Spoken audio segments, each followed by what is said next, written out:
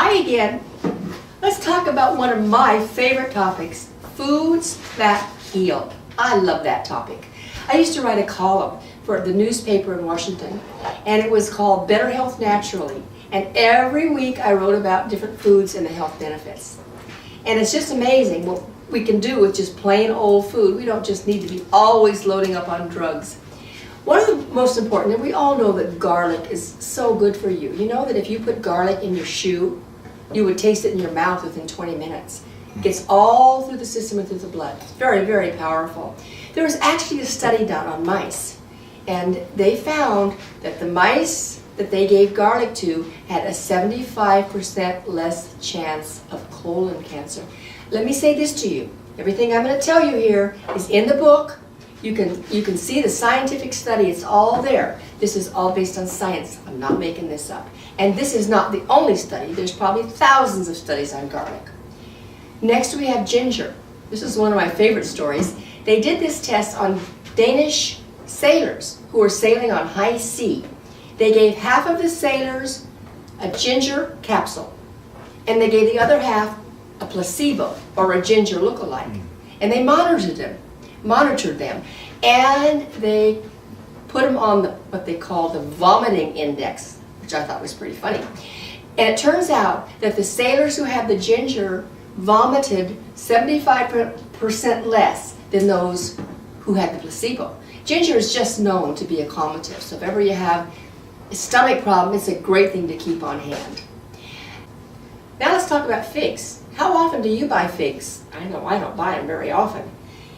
But I want to tell you, there's been plenty of science that shows that figs are anti-cancer. They're an excellent addition to your diet. Now, there is an ingredient in figs called benzaldehyde. Scientifically, it has been shown to shrink tumors. And it's studied quite extensively in Japan. I think it's really interesting that in the Bible, in 2 Kings 2:7, Hezekiah had fig cakes put on his boil and he recovered. I thought that was kind of interesting. Now we've talked some about Brazil nuts already during these classes, but Brazil nuts are high in selenium. Selenium is an anti-depression mineral. So if you're having depression, you need a Brazil nut or two. Again, you don't need many because they are so high in selenium. Give it a try. Keep them in the cupboard. Cherries. Cherries reduce the uric acid inflammation in your body. You know, this actually started with a doctor who had gout. If you've ever known anybody who had gout, I have a brother-in-law who says he'd rather shoot himself than have to go through that again. I mean, miserable. That big toe just throbs. And so I did get him going on cherries. But it was Dr. Blau, 40, 50 years ago, who was confined to a wheelchair because of gout. And he was hungry, and he wheeled himself to the refrigerator, opened it up, and all he saw was a bowl of cherries. So he ate the cherries. And he noticed that his gout got better the next day. So being the scientist that he was, he did research and found, yes, in fact, gout can be alleviated with cherries because it reduces the uric acid. Now, if you go to any health food store today and buy a gout product, it's going to have cherries in it. I can guarantee that. Now, there is something else that is an ancient remedy. It is called, try to say it, achimizojan. Achimizojan. It's been used for centuries to feed the eyes, and it's found in asparagus. The Japanese knew this. It's also found in avocados, walnuts, and oranges. Now, as I was doing the research for this video, I looked up that word because I wasn't sure how to pronounce it. I wanted to make a good stab at it anyway.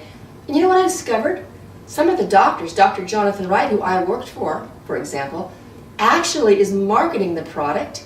They're marketing that long word product in a capsule form for cataracts. So, there you go. Who knew? Asparagus. Now, mixed nuts. The Seventh-day Adventists, who happen to be very health-oriented, a lot of them are vegetarians. Part of what they do is eat really, really healthy. I've been to a couple of their seminars, and they put on quite a healthy spread. But they found that Adventists who eat nuts 5 times a week, now I'm not talking about salted peanuts, I'm talking about raw, whole, mixed nuts, have half the chance of having a heart attack. And then we have cold water fish. And we know they're loaded with the omega-3s. You know, back in the 70s, they were taking fat out of everybody's diet. They were saying, don't eat fat. It was so sad what they did to the nation. Now they're saying, eat fat, eat fat, eat fat, and eat fish. Eat fish. And so you know you can get that good omega fat in salmon's a good one. I know we have issues with the oceans today, and they have pollution and mercury. But if you can get a good cold water Alaskan salmon, it's a good addition to your diet. I want to leave you with one last story. I'm just old enough to remember when we were told, eggs are bad for you. Don't eat eggs. And I felt sorry for the egg farmers because that just ruined their industry. And they came up with all the egg beaters and all the egg whites. Well, that thing had to run its course, like everything does. It seems like once a theory gets out there, it takes a whole new generation coming in to say, oops, maybe we were wrong. But in the 1900s, let me tell you where that egg theory came from. It was a doctor in the 1900s. His name was Nikolai, I'm going to try to say it, Antasheko. He was a scientist doctor, and he did a study on rabbits, and he fed the rabbits cholesterol, and he was able to develop vascular disease in them. But there was one problem. Rabbits are vegetarian. They don't eat eggs. And so the study was really false, but it held on because we started getting a lot of drugs to take that cholesterol down, and there's a lot of money in those drugs. So it took about 50 years, 50 years, for us to get the egg back. But now we know eggs are a good food, yolk and all. And so eat organic eggs and enjoy them. So now, that's going to end this section. I'm going to get with my partner now, Ron, and we're going to do what we call table talk. This is fun. We're going to talk about the history of nutrition and some of the giants who knew the truth about food. And we're just trying to preserve it for this generation so they can know where we came from, where we are now, and what we need to get back to. So we'll look forward to that in a few minutes. Well, welcome back. We're at the last part of video 9. We call this Table Talk. I want you to meet Ron Lowry. Maybe you've seen him on some of the earlier videos as we've done some of the presentations. But Ron's a pastor, dear friend, well-educated nutritionist, and we've been helpmates in this field for over 20 years. In fact, we did a radio show, Get Healthy America, for a couple of years. It was fun. We had some of the most fabulous guests, world-class speakers on the radio show. We taught seminars around the nation, and we taught the 18-hour course that is certified CEU credits for universities. So we have some history. We do. So we want to talk here for just a few minutes about what I call the giants that went before us. I just think it's so sad that some of this information is going to be lost to history. There's a few of us that are trying to carry it forward, but our next generation needs to know these stories. There's 6 of them we're going to talk about that we think are very important. And I think let's start with Weston Price. Sounds good. Weston Price is a dentist, traveled at his retirement time all over the world, went to every continent, and so his studies relating primarily to the area of dentistry. So he would look at people's mouths, the cranial, how it was, if they're rounded jaws or narrow faces, and also the infections or cavities or whatever. And these were probably people that some were vegetarians and some were meat eaters.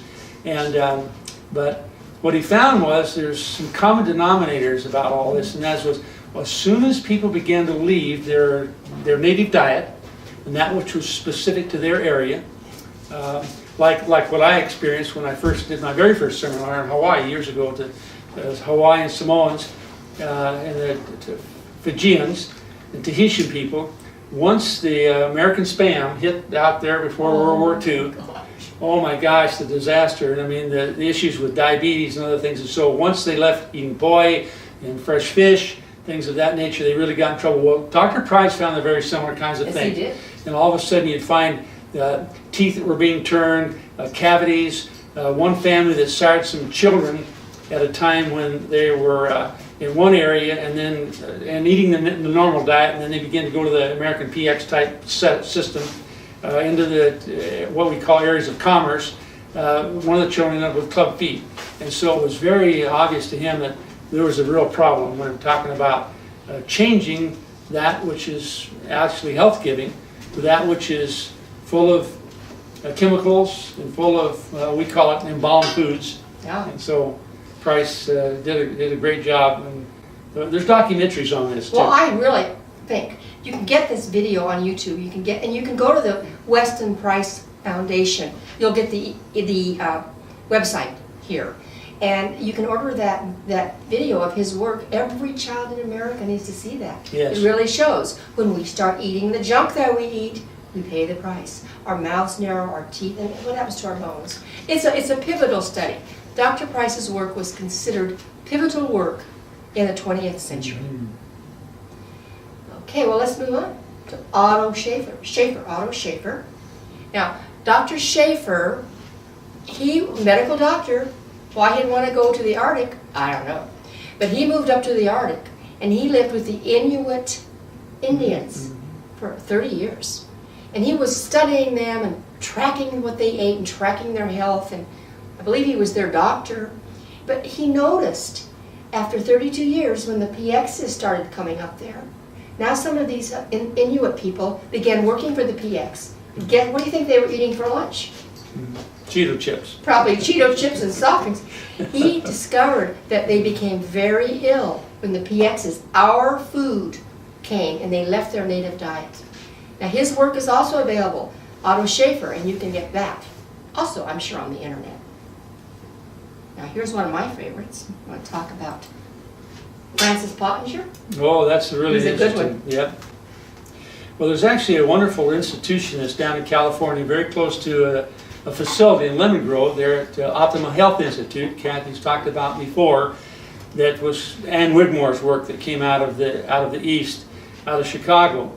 And so Pottinger, his work had to do with animals, and they were doing adrenal extracts, and so they were working with cats, and they found out that if a cat is on a normal diet like a cat would have, if a cat eats mouse and everything, that the cat would be growing properly, Good fur, good good virulent, disposition. and that. But all of a sudden, when they begin to put them on condensed milk Yes. and some other diet things that were not normal to the cat, then it became some of them angry and fierce. And they would, I've seen pictures on the videos where they would reach up and grab onto a fence and couldn't let go because the brain and the muscles were just not coordinating anymore.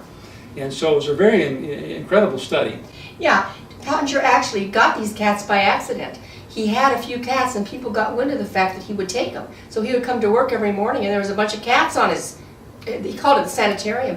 So he would take them in and started this study. A lot of people don't like this study because they say it's politically incorrect to be studying cats like that. But he did divide them into 3 groups. Yeah. He did this study for 10 years. Yeah. This was in the newspapers. America was following this study back in that generation.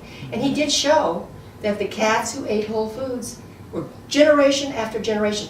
One more thing, the generation, the cats that got the bad diet, after 3 generations, they couldn't reproduce anymore. Couldn't reproduce. They were done. And even in the different pens, when you're talking about the cats that were passing the feces out in the pens, that's where plants would grow. The cats that had the modified diets and all that kind of thing, just spindly little weeds here and there and like that. So not even the fertilizer was. Yeah, and the healthy cats was growing great weeds. Yeah. So there you go. There's another example of when you change the native diet, human or animal, you can get into trouble. One of my other favorites is Dennis Burkitt, but we already talked about him on one of the other tapes. He was the doctor who went to Africa and uncovered the work on fiber. So we'll move past him since you've heard about him, and here is Mom Baker. I'll let you talk about Elizabeth. Well, I just love Elizabeth. Just a little bit of a history of things like that. I was in the Washington area, in the Seattle area, and doing seminars. And so I left. I passed some flyers. I made some flyers of some subjects I was going to be teaching, even though I didn't train as a medical doctor, but I did. I was concerned about people. And pastorally, I've had people in our congregation that were dying from cancer, and others that were like schizophrenic, people that had real mental issues. And so I was having to deal with all that. and trying to figure all this out. So it kind of drove me toward looking more at nutrition as a way of maintaining proper body, soul, spirit, Right. acumen, or the whole person. Man. We call them the whole man, body, soul, and spirit. So I passed out some flyers, and when I'm happened to be at the Tahoma Clinic, where Kathy was the clinical nutritionist. Well, a few days later, I got a call from her. And that kind of led us finally to get to Elizabeth Baker, who was a world-class author, authored 7 books in her lifetime, and she was living out in Indianola, Washington, out across the water from Seattle. And so Elizabeth kind of got in the mix, and so the 3 of us formed a team and put our team together. And as Elizabeth was being called home to God and into His palaces and all that kind of thing, she kind of felt like she had a number of people she called her daughters and people that were very close to her. Now, she was 92 and a half when she passed away. Doing military push-ups the week before. Right, didn't start on her health journey till she was about 60. And so Elizabeth kind of told Kathy that this baton for helping people and teaching people and taking what I've taught you, Kathy, and what you've learned from me, and as we've traveled, because Elizabeth and Kathy and I traveled the U.S. and lectured and taught around the U.S., she said, I'm putting the baton in your hands. And so we had a wonderful relationship with Elizabeth, so fun to teach with, Oh, yeah. so fun to be with. And really, we call her the raw food lady of the land. Because that's how she got well. She started eating all raw food. Yeah. I want to just say a couple of things about Elizabeth. Something she said at the end of seminars. But when she died, I went to the house, and everything was pretty well picked over, the TVs and all the stuff. But her son said, do you want any of her books? And I said, well, let me look. I found in her books an old manuscript of her life story when she got sick to when she got well. And it was on that old thin typewriting paper on a typewriter about her journey. And I got that, and you know what? It's in the book. I don't have the book here. Her story is in the book because I thought it was so valuable. One last thing about Elizabeth is when she would teach a seminar, she taught on raw food and all the things you're hearing here. People would come out of the audience, young women, and say, Elizabeth, Elizabeth, can you tell me what I can take to get better? I want to lose weight. Tell me what to take. And she would take their hands in hers and she would look them right in the eye and she would say, my dear, you take the bad out of the diet. There it is. That's I could the starting cry. point, That's I it. know. And then we have Ann Wigmore. You want to talk about Ann? Well, Ann Wigmore was, I think she was Romanian in background. I mean, her She ethnic, was. she was Romanian. So anyway, she was a person who was very ill in Romania. Well, let me just, you know about her broken legs? Do you remember that? Yeah, her legs were very difficult situation. So she's scheduled to have her feet amputated. And they put her in a lawn chair one summer out in her mom in their yard there in Romania. And she remembered going back, way back, and recalling what her grandmother talked about, and that how healthful grass was, just as something. So the grass began to grow, and she was in an area where there weren't dogs and things like that. You know, you don't want to have an area where you got pets. And she began to eat grass. And so it wasn't long after that. Now we're talking about the start of the wheatgrass movement. Yes. So she ate that grass, and in the sunshine, very important for the vitamin D and all the benefits from sunshine. You know, the scripture talks about the Son of Righteousness in Malachi rising with healing in his wings. Yes. And so she sat out there and ate grass, and at the end of the summer, her legs began to heal. Well, her little again. puppy, who was Yeah. so repulsed, started coming near her and licking her wounds. Yeah, And she knew she was going to get well. yeah, And what's so amazing is she went on to run the Boston Marathon. yeah, And she was scheduled to have her legs amputated. yeah. That's the story about Ann Wigmore. Anyway, out of that work in the United States and in Chicago, later she began to help the people in Lemon Grove, California, what we call about OHI, where Kathy's actually worked. Optimum Health Institute. Optimum Health Institute. Beautiful property there in Lemon Grove, a suburb of San Diego. And so now you can go out there and you can have wheatgrass. They grow about 100 trays a day of wheatgrass. I mean, some at different stages. So you go there, it's about a 175 person facility. It's like a big motel. It's like a big, beautiful spa. Yeah, it's a spa. And But you it's go- all raw food. You don't go there to eat fancy food and drink fancy wine. No. And you just do wheatgrass, so you can get as much wheatgrass as you want. They have the trays set up and a whole bunch of machines in an area, and you just put your server's gloves on, get the wheatgrass out and juice as much as you want. You drink quarts of it a day if you'd like to do that. And then there's other protocols we won't go into right now that They always want you drinking 4 ounces a day. And the bottom line is a lot, because it's by LA, movie stars go there. Yeah. In fact, when I was there, who was the guy? He was in Top Gun. Iceman, he was there. And they go there because it's close and because it's a great place to go to detox.